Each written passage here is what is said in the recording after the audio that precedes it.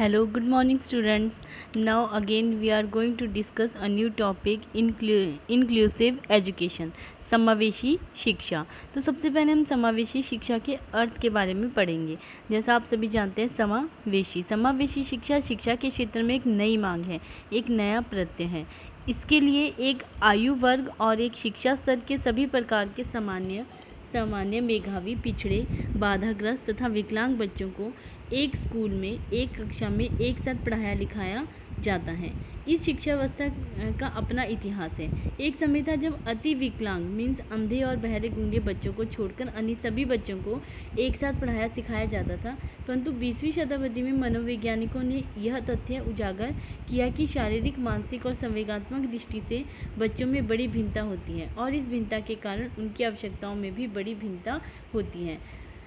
तो फिर शिक्षा के क्षेत्र में क्या हुआ? बच्चों की शिक्षा की व्यवस्था एक साथ और विशिष्ट आवश्यकता वाले मेधावी, पिछड़े, क्षतिग्रस्त, विकलांगों की शिक्षा की व्यवस्था अलग अलग होने लगी। वर्तमान में विशिष्ट बच्चों, मेधावी, पिछड़े, क्षतिग्रस्त और विकलांग बच्चों की शिक्षा व्यवस्था सामान्य 3 रूपों में देखी जा रही है।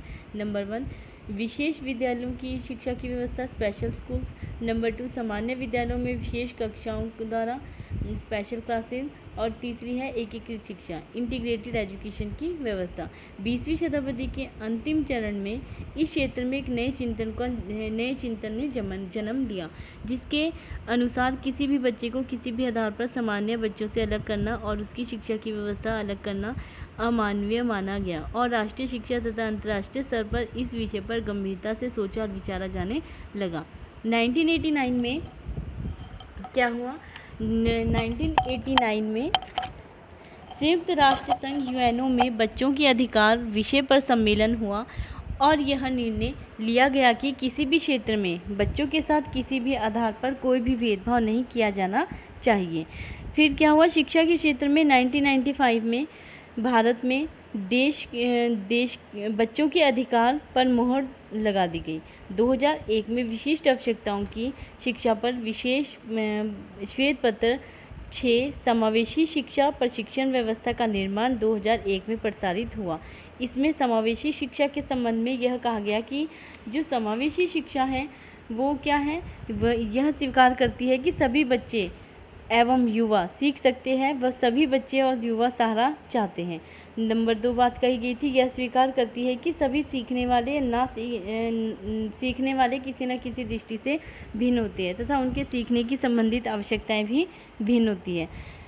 फिर कहा गया था कि सभी सीखने वाली आवश्यकताओं को पूरा करने के लिए अभिवृत्तियों, व्यवहार, शिक्षण विधियों, पाठ्यक्रम, पर्यावरण में परिवर्तन करती है। तो हम कह सकते हैं कि व्यापक रूप से समावेशन को एक ऐसे सुधार के रूप में लिया जाता है जिसमें सीखने वालों की भिन्नता का आदर किया जाता है। समावेशी शिक्षा वह शिक्षा है जिसमें एक शिक्षा स्तर के सभी बच्चों को बिना किसी आधार पर भेदभाव किए एक साथ पढ़ाया व लिखाया जाता है। समावेशी शिक्षा में सभी प्रकार के बच्चे एक साथ पढ़ते सीखते हैं, जबकि एकीकृत शिक्षा में विकलांगता के बच्चे एक साथ पढ़ते लिखते हैं। ठीक है। समावेशी शिक्षा में विशिष्ट बालकों के लिए व्यक्तिगत निर्देशन की व्यवस्था होती है। और दूसरी बात, समावेशी शिक्षा में एक साथ पढ़ने, एक साथ क्रियाएं करने और एक साथ उठने बैठने में सबको एक दूसरे को समझने के अवसर मिलता है और वे एक दूसरे के साथ समायोजन करते हैं। दूसरी बात, समावेशन शिक्षा में सामान्य बच्चों में अक्षम बच्चों के प्रति धनात्मक अभिवृत्ति मीन्स पॉजिटिव एटीट्यूड का भी विकास होता है। समावेशी शिक्षा में अक्षम बच्चों में आत्मविश्वास, सेल्फ कॉन्फिडेंस और आत्मनिर्भरता, सेल्फ डिपेंडेंस बढ़ती है। समावेशी शिक्षा अक्षम बच्चों की पढ़ने लिखने की गति भी बढ़ाती है और सबसे बड़ी बात कि इस शिक्षा व्यवस्था द्वारा सभी बच्चे भावी जीवन के लिए तैयार होते हैं और भविष्य में उन्हें एक साथ रहने को मिलता है। तो नाउ अब हम बात करते हैं, ये तो था समावेशी शिक्षा का अर्थ। अब हम बात करते हैं समावेशी शिक्षा की प्रकृति के बारे में। तो हम इसकी प्रकृति के बारे में डिस्कस करेंगे। नंबर 1, जो सुविधाएं सामान्य बच्चों को मिलती है वही सुविधाएं असमर्थ बच्चों को भी मिलती हैं। नंबर 2, समावेशी शिक्षा सामान्य विद्यालयों में सामान्य बच्चों के साथ प्रदान की जाती है। नंबर 3, इस शिक्षा के द्वारा असमर्थों को शिक्षा प्राप्त करने का विस्तृत क्षेत्र प्राप्त होता है।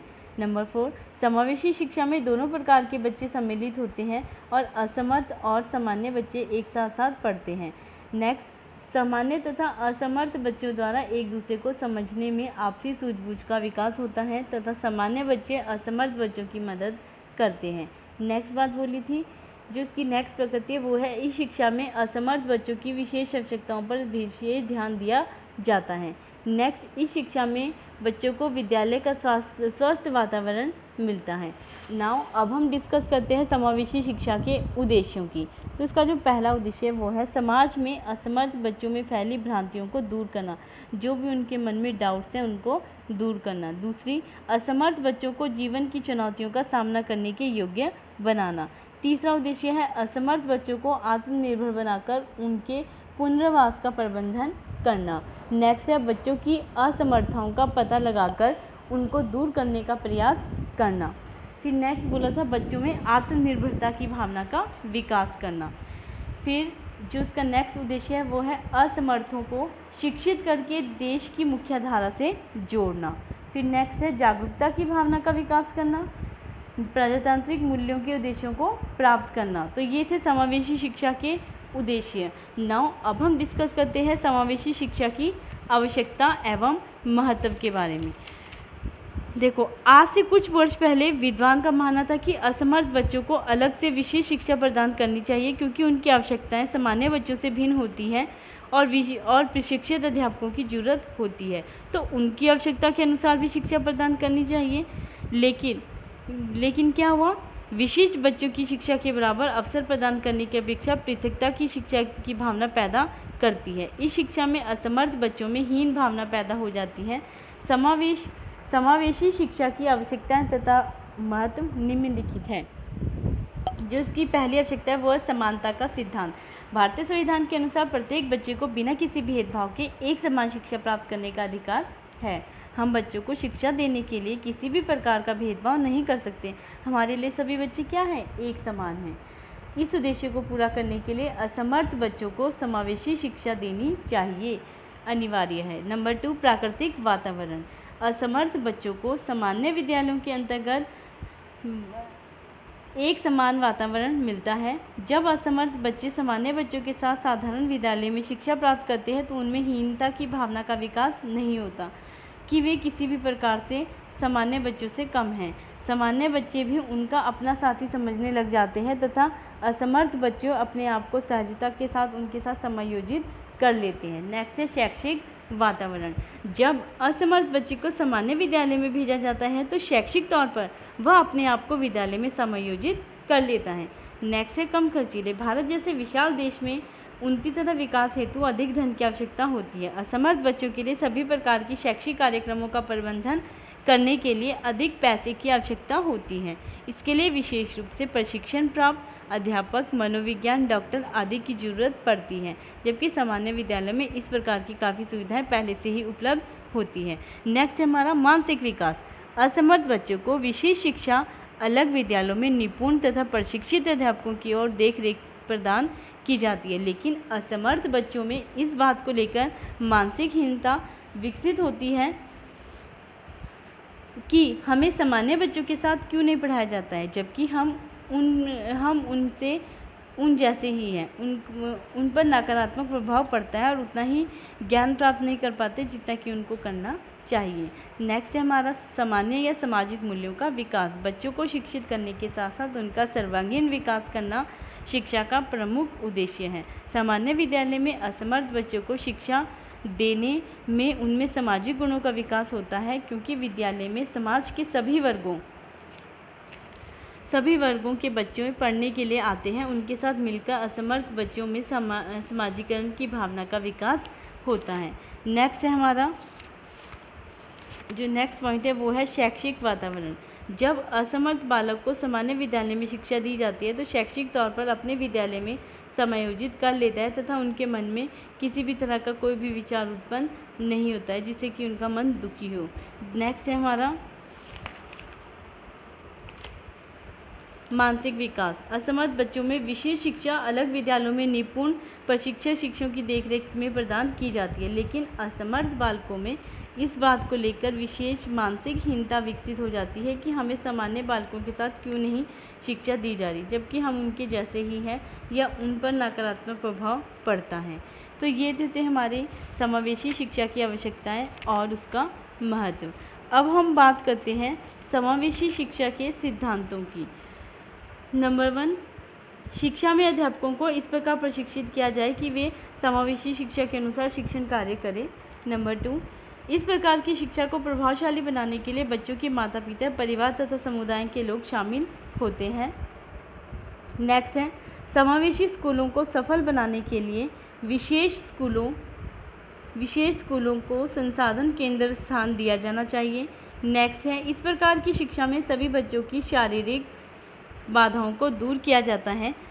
समावेशी शिक्षा की सफलता की जिम्मेदारी अध्यापकों को सौंपी गई है। नेक्स्ट है, समावेशी शिक्षा को सफल बनाने के लिए विभिन्न प्रकार की तकनीकी तथा सहायक सामग्रियों का व्यवहार में लाया जाता है। नेक्स्ट है, समावेशी शिक्षा में बाधित व सामान्य बच्चे एक साथ शिक्षा प्राप्त कर सकते हैं। समावेशी शिक्षा असमर्थ तथा सामान्य बच्चों को सामान्य विद्यालय में प्रदान की जाती है। समावेशी शिक्षा में असमर्थ बच्चों को सामान्य बच्चों की तरह समान अवसर प्रदान किए जाते हैं। नेक्स्ट है, समावेशी शिक्षा के द्वारा विद्यालय का वातावरण स्वस्थ बनता है।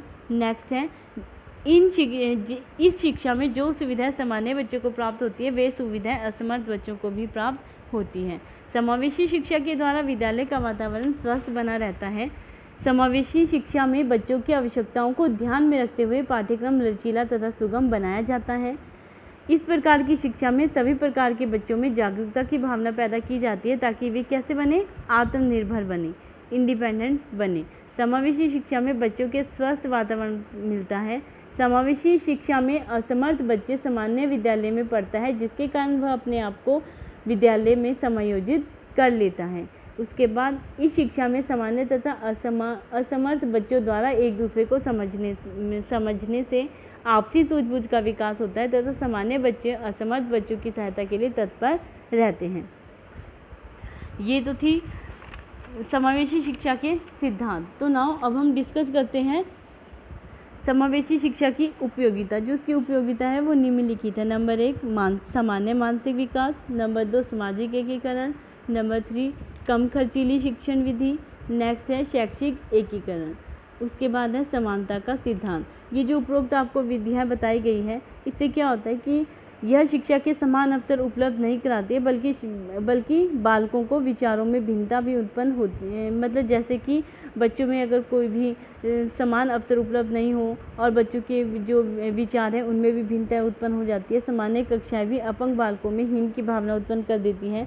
लेकिन ये उपयोगिताएं हैं मनोवैज्ञानिक दृष्टि से कैसी है, शिक्षाविद सहमति से बनाई गई है। अगर हम इन उपायों का, जैसे सामान्य मानसिक विकास का उपयोग करते हैं, सामाजिक एकीकरण, समाज में सभी को एक समान मानते हैं, कम खर्चीली विधि है, और शैक्षिक एकीकरण है, इनमें एकता, मतलब शिक्षावादियों का पूरा विश्वास है कि जो विशिष्ट विद्यालय वाले छात्र हैं वो अपंग छात्र हैं, पर ग्रहण करने वाले नहीं होते हैं, उनको इन स्कूलों में जाकर किसी भी प्रकार का कोई भी बाधा क्रिएट नहीं होती है।